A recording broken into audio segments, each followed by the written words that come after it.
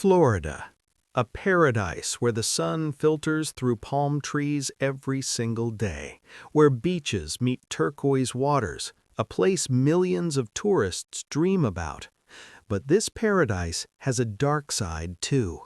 In the depths of the swamps, in the basements of abandoned houses, in the darkest hours of the night, Florida is one of America's most reported states for paranormal activity. And the three stories I'm going to tell you today are more terrifying than any of them. Because these aren't fiction. These really happened. They happened to real people, and some of them weren't lucky enough to live to tell the tale. If you're afraid of the dark, if you're watching this alone, you might want to keep the lights on, because these are the kind of stories that will haunt you at midnight. When you're tossing and turning in bed, staring at that dark corner of your room, when you hear that sound coming from behind your door, you'll remember. Are you ready? Then let's begin. And please watch the video until the very end, because the last story is the worst one. And before we start, don't forget to subscribe to the channel and like this video. Thank you. 1987, Homestead, a small town north of Miami. Back then, this town wasn't as developed as it is today. It was a quiet settlement with vast farmlands, orchards, and scattered houses here and there. Everyone knew each other. Doors were never locked. Children played outside until sunset. Everyone felt safe. But that summer, everything changed. The Martinez family moved to Homestead in June of that year. Father Eduardo, Mother Maria, and their 12-year-old daughter Isabella. Eduardo had found a job at a nearby agricultural company. Maria was a homemaker. Isabella was waiting for summer vacation to end so she could start her new school. The house they bought stood in the middle of a large property just outside of town. A typical southern home. 2 stories, white paint, a wide porch. The previous owners had sold it quite cheap. Eduardo saw it as an opportunity. Maria felt uneasy about the house's atmosphere but didn't object to her husband. On their first night, while Isabella was settling into her room, she looked out the window. Moonlight cast a silvery blanket over the property. In the distance, among the trees, she saw something. A figure. Standing motionless. Isabella blinked and looked again. The figure was gone. The little girl blamed it on her imagination and got into bed. Strange things were slowly beginning. But that night she saw the figure again in her dream. This time it was closer. It had no face, just a dark void. And even in her dream, Isabella felt an icy fear. The next morning, Isabella told her mother about the dream. Maria thought her daughter was just stressed from adjusting to the new house. She made her a warm breakfast and told her not to worry. Eduardo was getting ready for work and only half heard the conversation. He smiled at his daughter and told her their new home would be wonderful. That day, while Maria was cleaning the house, she went down to the basement. The basement was the oldest part of the house. The walls were made of stone, and there was a musty smell in the air. Maria noticed an old chest in a corner. It was covered in dust and locked with a rusty padlock. Maria was curious, but didn't dare break the lock. She left the chest where it was and went back upstairs.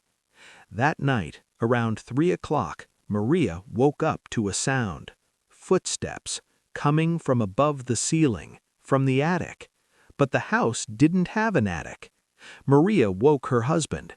Eduardo heard the sounds, but said the house was old and creaking wood was normal. Maria wasn't convinced, but tried to go back to sleep. The strange occurrences continued to escalate. The next day, while Isabella was playing in the backyard, she noticed something strange. A section of the ground looked different from the rest, as if it had been recently dug up and refilled. The little girl bent down and looked at the soil. She dug a little with her fingers, and then she touched something hard. A bone. Isabella screamed and ran to the house. Eduardo went to the spot his daughter had found. There really was a bone in the ground. At first, he thought it was an animal bone. Maybe the previous owners had a dog that was buried here. But the bone was too large. Eduardo grew uneasy. He decided to call the police. The police team arrived the next day. They started digging in the yard, and what they found horrified the entire town. 3 human skeletons, an adult male, an adult female, and a child. The bones had been lying there for years. The forensic team determined the skeletons were at least 15 years old. The cause of death was unclear, but there were fractures in the bones, signs of violence. An investigation began. The previous owners of the house were researched. The person who sold the house to the Martinez family was a real estate company. Before that, the owner was a man named Harold Winters. Harold had bought the house in 1972. He lived there with his wife and son. But in 1975, the family suddenly disappeared. Neighbors said Harold left town one night with his wife and son. No one ever saw them again. Police ran DNA tests on the skeletons. The results were shocking. The skeletons belonged to Harold Winters' wife, Margaret, and son, Timothy. The third skeleton belonged to an unidentified woman, a young woman, probably in her early 20s. So where was Harold? Police began searching for him, but Harold Winters had vanished from the face of the earth. No records, no trace.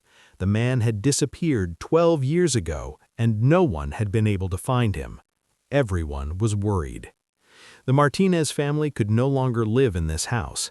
Eduardo decided to sell it, but first he wanted to open that chest in the basement. Maybe there was a clue inside. He broke the padlock and opened the lid. Inside were old photographs, photos of Harold, Margaret, and Timothy. They looked like a happy family, but beneath the photos were other things. A journal, Harold Winters' journal. Eduardo began reading the journal. The first pages talked about normal things, work, family, daily life. But over time, the writing began to change. Harold wrote about hearing voices, whispers he heard at night, voices forcing him to do things, small things at first, then bigger things. The journal's last page was dated March 1975. Harold had written, "The voices are with me every moment now. I can't resist them. I must protect Margaret and Timothy. I must protect them from the voices. This is the only way. I will keep them safe forever. In the garden, the soil will protect them." Eduardo's hands trembled as he read the journal. Harold had killed his family, and he'd done it because of the voices. But who was the third woman? There was a clue in the later pages of the journal. Harold mentioned a woman. Her name was Susan, a young woman who had recently moved to town. Harold believed Susan heard the voices too, and that he needed to protect her as well. Eduardo handed the journal over to the police. The investigation deepened. Police discovered that a woman named Susan Miller had disappeared from the town in 1974. The case had never been solved. The Martinez family moved to a motel that night. They never returned to that house. The house was handed over to the municipality to be demolished, but the demolition never happened. Construction crews reported strange things happening at the site. Tools kept disappearing. Workers heard voices, and one morning when the crew foreman arrived at the site, he found that all the tires on the machinery had been slashed. If you enjoyed this story, hit like and subscribe. The house still stands there, abandoned, windows broken, paint peeling. The townspeople stay away from it. At night, some say they see lights inside the house, but the electricity was cut off years ago. And Harold Winters? He was never found. Maybe he escaped. Maybe somewhere else he's hearing other voices. Or maybe he's somewhere under the soil in that garden too. No one has found him yet. If this story gave you chills, wait, we're not done yet. The second story happened much more recently, and this time, The victim was lucky enough to tell the tale. But before we continue, if you're new to this channel and you love horror stories, don't forget to subscribe, because every week I research real horror stories like this for you. And these stories aren't the kind you can find just anywhere. Now let's continue with the second and even more terrifying story. Welcome to part 2. We're continuing without slowing down. 2014, Tampa, Florida, a modern apartment complex on one of the city's busiest streets. From the outside, everything looked completely normal. Clean facades, well-maintained gardens, security cameras, and a friendly doorman. This was a safe living space preferred by young professionals and small families. Monthly rents were quite high, and the building management carefully selected its residents. The crime rate was close to zero. There wasn't even any gossip. Everyone minded their own business. Jennifer Cole was a 28-year-old graphic designer. She worked at an advertising agency and was rapidly climbing the career ladder. She had moved to Tampa from a small town near Orlando. Big city life had appealed to her. More opportunities, more excitement, more freedom. Leaving her family and friends behind had been hard, but Jennifer believed it was the right decision.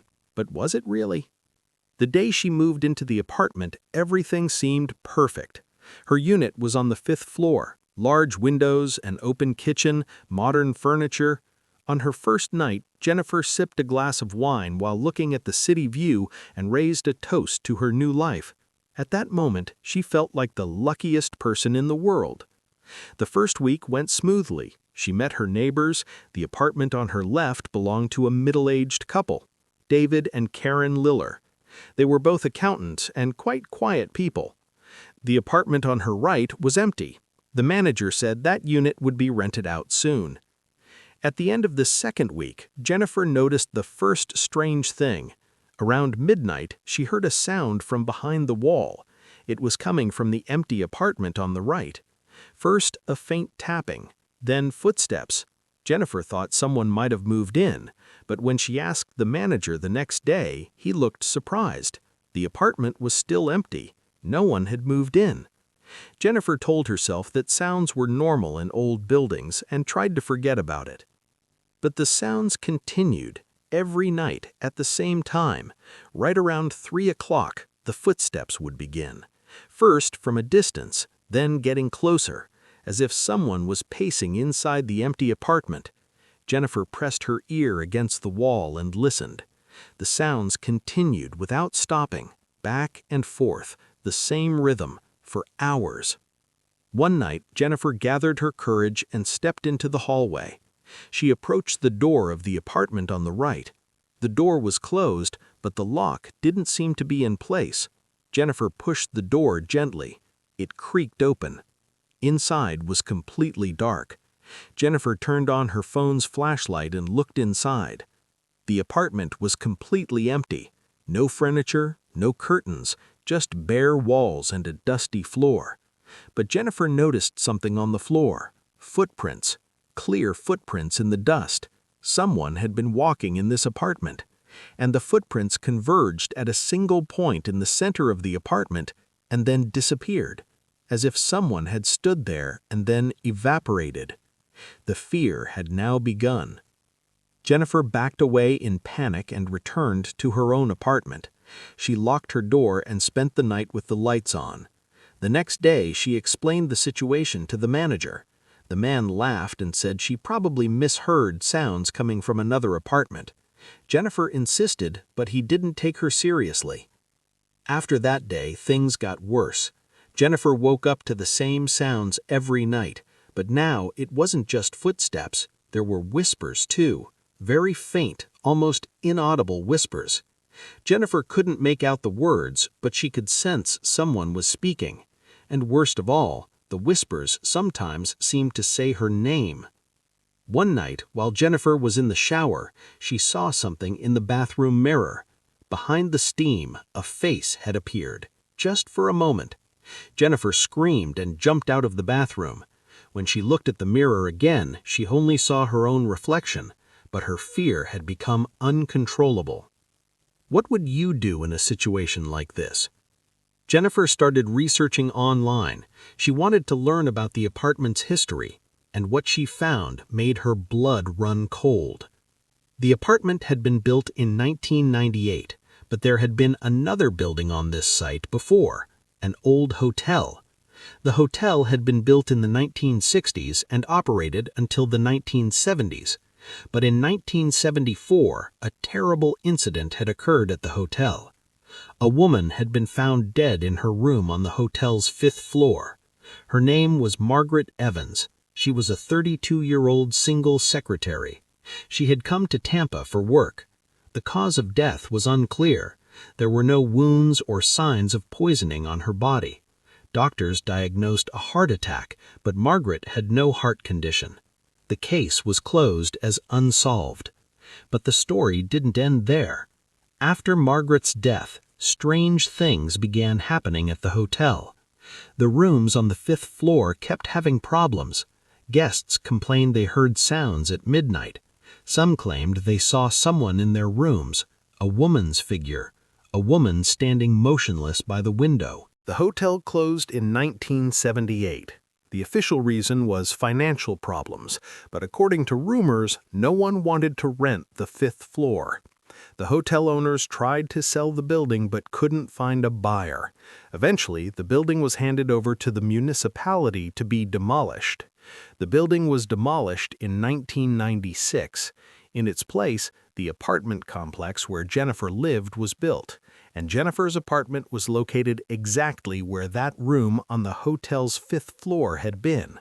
When Jennifer learned this information, she felt sick to her stomach, but she was still looking for a logical explanation. Maybe all of this was a coincidence. Maybe she was scaring herself. She consulted a psychologist friend. Her friend said that stress and the process of adjusting to a new environment could sometimes cause hallucinations. Jennifer wanted to hold on to this explanation, but things weren't going easy at all. But that night, everything changed. Jennifer woke up at 3 o'clock. Her room was freezing cold. Her breath was turning to vapor. The air conditioning was off, but the room was ice cold. Jennifer sat up in bed and looked at the corner of her room. Someone was there. Who do you think it could be? A woman in a long white dress. Her hair covered her face. She stood motionless. Jennifer wanted to scream, but no sound came out. Her body seemed paralyzed. She couldn't move. She could only watch. The woman slowly raised her head, and Jennifer saw her face. There was no face, just an empty, dark void. Where a face should be, a deep abyss, an endless darkness. Jennifer doesn't fully remember what happened next. The next thing she remembered was finding herself in the apartment lobby, in her pajamas, barefoot, shaking. When the security guard found her, Jennifer was in shock. She couldn't speak. She just kept pointing upward. An ambulance was called. Jennifer was taken to the hospital. Doctors diagnosed a panic attack. Jennifer stayed in the hospital for a week. She told her family everything, but no one believed her. Everyone thought the stress of starting a new job had overwhelmed her. Jennifer never went back to that apartment. She didn't even go to collect her belongings. She hired a moving company and had everything sent to her family's home in Orlando. She quit her job in Tampa. She left behind her dreams, her career, everything. Do you think this was the right thing to do? But the story doesn't end there. 6 months after Jennifer returned to Orlando, she received a phone call from her former neighbor, Karen Miller. Karen's voice was trembling. She wanted to tell Jennifer something. Karen said the empty apartment had finally been rented. A young man had moved in. His name was Michael. He was a software engineer. The first few weeks, everything was normal, but then Michael started hearing sounds too. Karen heard Michael yelling through the wall, as if he was arguing with someone. But Michael lived alone. And one night, Michael disappeared. No one ever saw him again. His belongings remained in the apartment, his wallet, his phone, everything, as if he had evaporated. Police launched an investigation but found no clues. The apartment was vacated once again. Karen told Jennifer something else. The empty apartment had found something in the apartment, on the wall, under the paint. They had scraped it to reveal it. Writing from the old hotel days. The writing said, "She is still here, on the 5th floor, and she will never leave." After Jennifer hung up the phone, she cried for hours. She had never met Michael, but she felt sorry for him, and she was afraid, because she knew what happened in that apartment. She knew what that woman was, and she knew that Margaret Evans, or whatever remained of her, was still there, on the 5th floor, waiting. Jennifer is 40 years old today. She's married with 2 children. She lives in Orlando and has never returned to Tampa. But still, every night at 3 o'clock, she wakes up and she looks at the corner of her room to make sure no one is there. Sometimes she sees that face in her dreams, the woman without a face, and every time she feels the same thing, that cold, that paralysis, that endless darkness. Jennifer's story is a known case among paranormal investigators in Tampa. The apartment complex is still there, the 5th floor is still occupied, and from time to time complaints come from new residents. Sounds, whispers, cold rooms. But management denies everything, because who would want to live in a haunted apartment? If you're looking for an apartment in Tampa and the price seems too good to be true, maybe you should think twice, because some deals can cost much more than they appear. Did this story give you enough chills? I hope it did, because the last story is more disturbing than all of these. And this story happened only 10 years ago.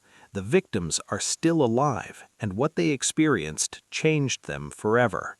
But before we move on to the third story, I want to ask you a small question. While watching this video, did you turn around? Did you check what's behind you? Maybe you should, because sometimes the scariest things stand right behind us, and they wait until we notice. If you're ready, let's move on to the final story. And I'm warning you, this is the kind of story that won't leave your mind at night. Don't forget to subscribe to the channel and like this video for this story too. Now we're moving on to the last and most terrifying story. Welcome back to the final part, everyone. We're continuing at full speed. 2015, Jacksonville, Florida.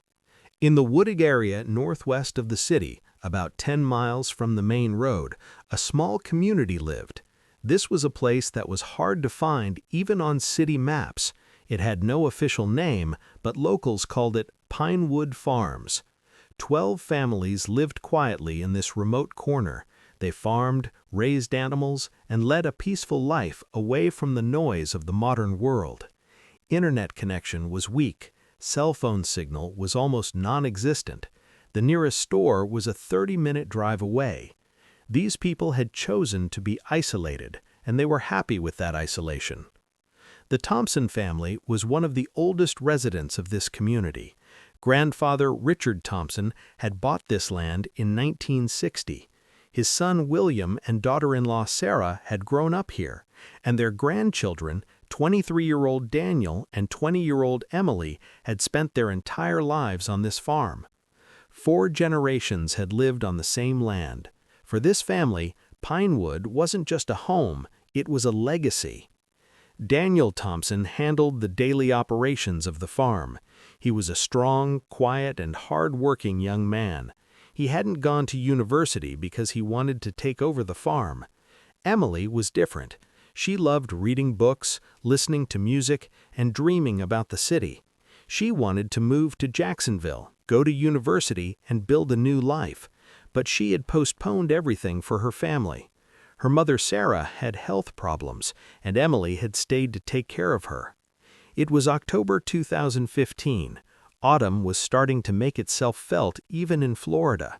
Nights were getting cooler, and the forest was turning shades of brown and orange. Halloween was approaching, and the farm children were excited, just like every year. The Pinewood community held a big celebration every Halloween night. Stories were told around the fire, candy apples were made, and children walked around in costumes. If you're enjoying this story, don't forget to like and subscribe. But that year's Halloween would be very different from the others. Everything started on October 15th. Daniel had woken up early that morning. He was going to check the horses in the barn. The sun hadn't risen yet, and the air was cold. When Daniel opened the barn door, he noticed something strange. The horses were restless. Animals that normally stood calm were moving in panic that morning. They were neighing, stomping their feet, and their eyes were wide with fear. Daniel entered the barn and saw that everything looked normal. The feed was in place, the water buckets were full, there were no signs of any predator, but the horses wouldn't calm down. Daniel tried to soothe them, but couldn't. Finally, he gave up and returned to the house. That night, Emily experienced something strange too. While looking out her window before bed, she saw a light at the edge of the forest, a small, flickering light, like a lantern. But no one should have been in the forest at that hour. Emily watched the light for a few minutes. The light wasn't moving, it just stood there. Then it suddenly went out. Emily told her family about it. Her father William said it was probably a hunter. Sometimes hunters camped in the forest. It was illegal, but it happened. Emily wasn't convinced, but dropped the subject. The next day, the Martinez family, who lived on a neighboring farm, made a strange discovery. All the chickens in their coop were found dead. 22 chickens, all dead at the same time. There were no wounds on their bodies, no blood. They were just dead, as if all their hearts had stopped at the same moment. A veterinarian was called, but he couldn't find an explanation. There were no signs of poisoning, no signs of disease. The chickens appeared completely healthy. They were just dead. The veterinarian shrugged and said sometimes these things happened, but the Martinez family knew this wasn't normal. Things in the village had taken a very strange turn. 3 days later, a similar incident occurred at the Thompson farm. This time it was the dogs. The family's 2 shepherd dogs were found dead in the morning. Max and Bella had lived on this farm for 10 years. They were loyal, strong, and healthy animals, but that morning they lay side by side in front of the porch. Their eyes were open, but they were lifeless. Sarah Thompson started crying when she saw the dogs. These animals were like family to her. William buried the dogs behind the garden. Daniel was angry. He believed someone had poisoned these animals. Maybe someone from outside wanted to harm this community. But the poison tests came back negative. The dogs, like the chickens, had died without any apparent cause. What do you think was causing these incidents? Write your thoughts in the comments. The community began to worry. The 12 families held a meeting. Everyone shared their opinions. Some were looking for a natural explanation. Maybe there was an unknown disease in the area. Maybe the water sources had been contaminated, but tests showed nothing. And then old Margaret Chen spoke up. Margaret was the oldest resident of this community. She was 92 years old and had been born here. She had spent her entire life in this forest, and she knew things no one else knew. Margaret began speaking in a trembling voice. She said similar things had happened 50 years ago, in 1965.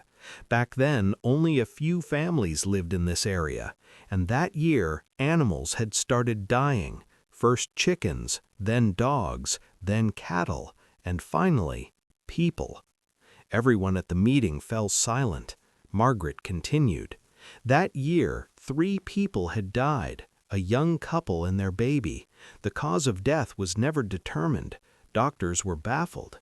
And after those events, the survivors had talked about something, about seeing something in the forest, a figure, tall, black, human-shaped, but not human.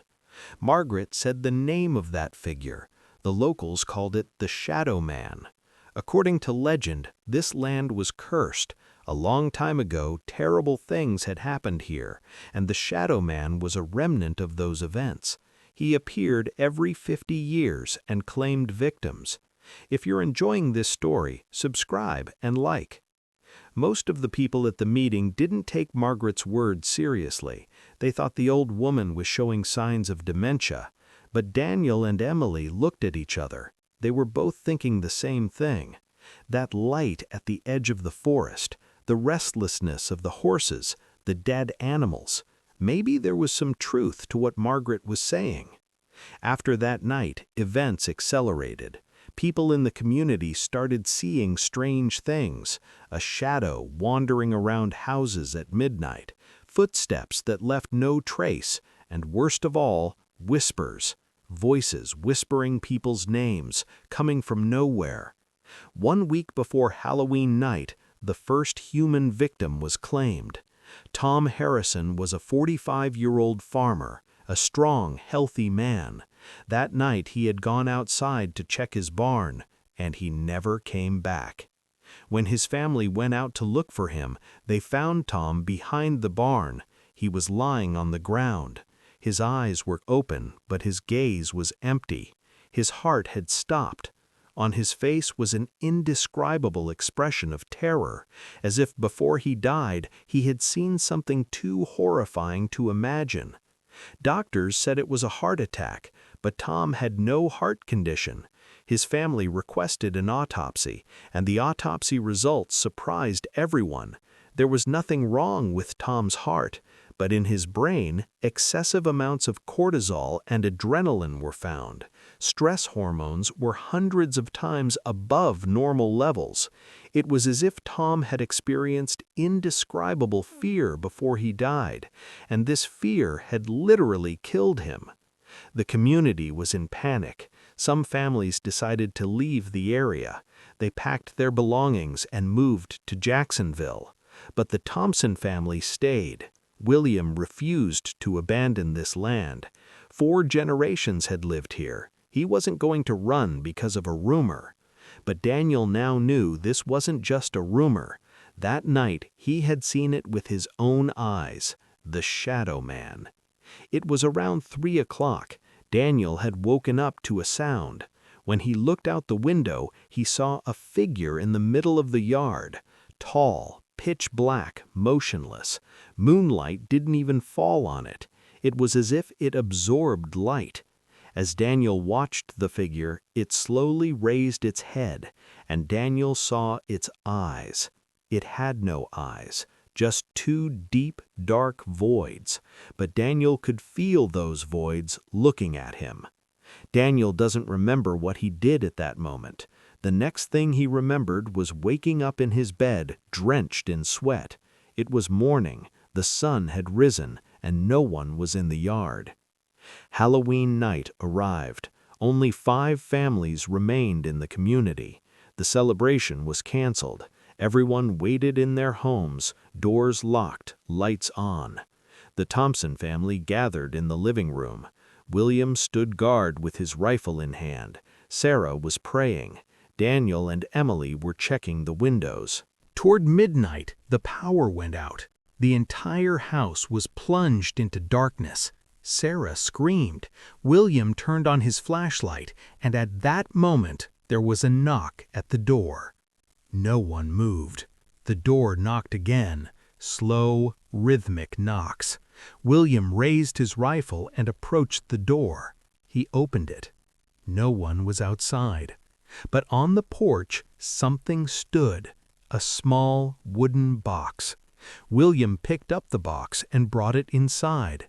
When they opened the box, they found an old photograph inside, a black and white photograph. It showed a family, mother, father, and a baby. And on the back of the photograph, a date was written by hand, 1965, the year Margaret had mentioned, the family that died. And beneath the photograph, there was a note, a single sentence, "Your turn." At that moment, Emily looked out the window, and she saw him, the Shadow Man. He was standing right in front of the house. This time he was moving. He was approaching the house with slow steps. Emily screamed. William raised his rifle and fired, but the bullets passed right through the figure. They had no effect. The figure kept walking. Daniel dragged his family toward the back door. They got into the pickup truck and fled from the farm. The car sped down the forest road. When Daniel looked in the rearview mirror, he saw the figure still standing there. It wasn't moving. It was just watching. Terrifying, isn't it? The Thompson family took refuge in Jacksonville that night. They checked into a motel and waited for morning. The next day, they went to the police and told them everything. The police sent a team to the farm, but they found nothing. No figure, no box, no photograph, just an abandoned farm. The Thompson family never returned to Pinewood. They sold the farm and moved to Tampa. William died of a heart attack a year later. Sarah was diagnosed with Alzheimer's and placed in a care home. Daniel started working as a construction worker. Emily finally went to university and studied psychology. But neither of them ever forgot that night. Daniel still wakes up at midnight and looks out the window. Emily is afraid of dark rooms and always sleeps with a nightlight on. They both know that figure was real, and they both believe it's still there in the Pinewood forests, waiting. The Pinewood area is almost completely abandoned today. Only 2 of the 12 families remain, and they don't leave their homes on Halloween nights. They say they see strange things in the forest, lights, shadows, and sometimes whispers. Don't you think it's wrong for them to stay there too? This story is known among Jacksonville paranormal investigators as the Pinewood case. Many teams wanted to go to the area and conduct research, but the locals warned them, and some of those who went had changed when they returned. Quieter, more withdrawn, more fearful. Is the Shadow Man real? No one knows for certain, but those who live in Pinewood are sure of his existence. And if you're thinking about hiking in the forests of northern Florida, maybe you should think twice, especially when Halloween is approaching, because some darkness doesn't disappear even in daylight, and some shadows are much older than your own. That's all. 3 true horror stories from Florida. 3 different cities, 3 different times, but they all have something in common: an unexplained, incomprehensible, dark force. And that force is still out there somewhere. If this video gave you chills, if you're going to have trouble sleeping tonight, if you're going to look twice at the corner of your room, then I've achieved my goal. Because horror stories remind us of something. There are things in every corner of the world that we can't explain. And sometimes not knowing is better. See you in the next video.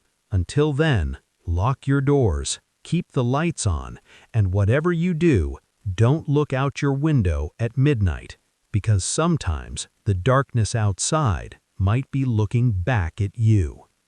If you enjoyed this video and want more horror stories, subscribe, hit the like button, and write in the comments which state you'd like to hear stories from next.